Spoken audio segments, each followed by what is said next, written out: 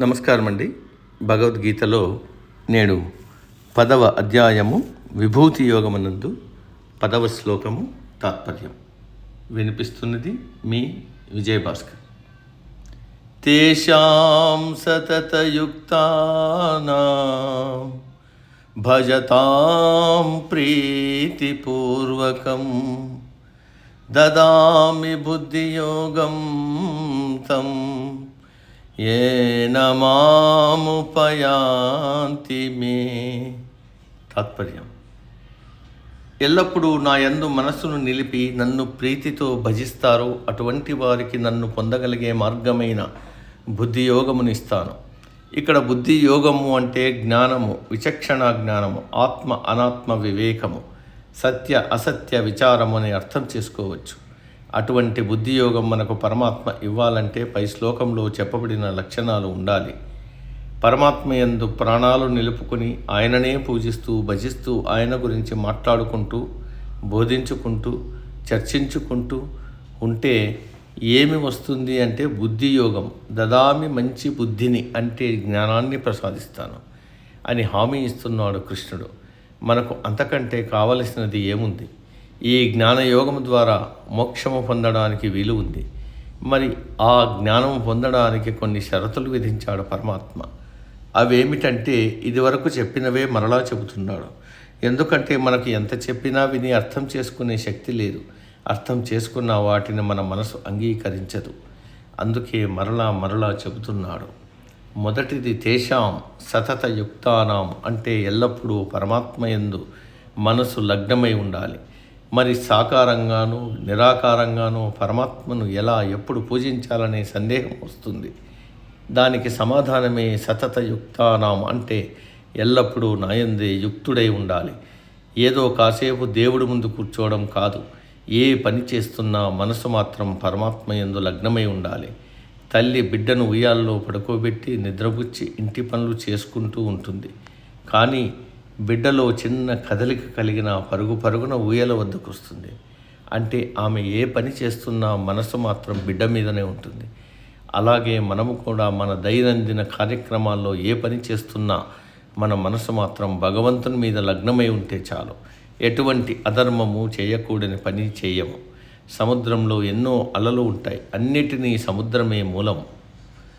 అలలు వస్తుంటాయి, పోతుంటాయి. అవన్నీ క్షణికములు. సముద్రము శాశ్వతము. అలాగే ఈ దేహములు అనిత్యములు. పరమాత్మ నిత్యము, శాశ్వతము, అవ్యయము. అందుకే మనం ఏ పని చేస్తున్నా నిరంతరం మన మనసు మాత్రం పరమాత్మయందు లగ్నమై ఉండాలి. ఎన్ని జన్మలెత్తినా తుదకు చేరుకోవాల్సినది పరమాత్మ వద్దకే అనే జ్ఞానం కలిగి ఉండాలి. రెండవది భజతాం ప్రీతిపూర్వకం. నా మీద ప్రేమతో ప్రీతితో నన్ను భజించాలి. ఇక్కడ ప్రీతి అంటే ఇష్టము కాదు, భక్తి, శ్రద్ధ, ఏకాగ్రత, నిష్కామ భక్తి అని అర్థం చేసుకోవాలి.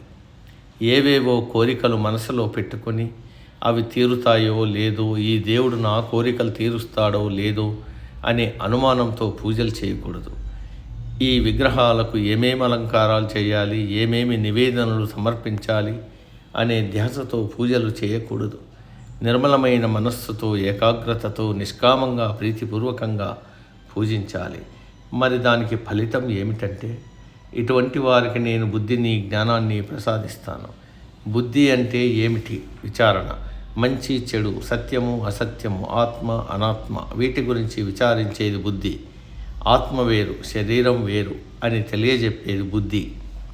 ఈ బుద్ధి మనకు ఉంటే ఈ ప్రపంచంలో ఉన్న వస్తువులను, మనల్ని మోహంలో ముంచే వస్తువుల యొక్క వాస్తవ రూపాలను తెలుసుకుని కావలసిన వాటిని తీసుకుని మిగిలినవి వదిలేస్తాం. అన్నీ నాకే కావాలి, అన్నీ నా వద్దనే ఉండాలి, ఎవరికి దక్కకూడదు అనే స్వార్థ బుద్ధి నశిస్తుంది. ఈ ప్రపంచంలో ఎన్నో కోట్ల మంది జీవులు ఉన్నా ఈ రకమైన బుద్ధి కలవారు చాలా తక్కువ. భగవంతుని మీద భక్తి, విశ్వాసము, ఏకాగ్రత, శ్రద్ధ ఉంటేనే ఈ బుద్ధి లభిస్తుంది. చాలామంది అంటూ ఉంటారు, మేము ప్రతిరోజు దేవుణ్ణి పూజిస్తుంటాం, దేవాలయాలకు వెళ్తుంటాం, కానీ మాకు అటువంటి బుద్ధి ఎందుకు కలగడం లేదు అని అంటారు. మేము దేవుణ్ణి విగ్రహములలోనే చూస్తుంటాం, కానీ మాకు ఆత్మ దృష్టి ఎప్పుడు కలుగుతుంది అని మరి కొంతమంది అంటారు. సాకార ఉపాసన నుండి నిరాకార పూజ వైపు ఎప్పుడు వెళ్తాం అని మరికొందరు అంటారు. మేము ఏవేవో కోరికల కొరకు దేవాలయాలలో ఉన్న విగ్రహాలను పూజిస్తున్నాం, మరి మాకు మోక్షం ఎప్పుడు కలుగుతుందని మరికొందరి ప్రశ్న. దీనికంతటికీ ఈ శ్లోకమే సమాధానం. మీరు ఏ విధంగా పూజించినా, అంటే సాకారంగానో నిరాకారంగానో లేక వివిధ దేవతా రూపాలతోనో పూజించినా ఆ పూజల ముందు కొనసాగించాలి. అంటే ఇది ప్రథమ స్థాయి. కానీ ఈ స్థాయిలో చేసే పూజలు భక్తి, శ్రద్ధ, ఏకాగ్రత, ప్రేమ వీటితో కూడుకుని ఉండాలి.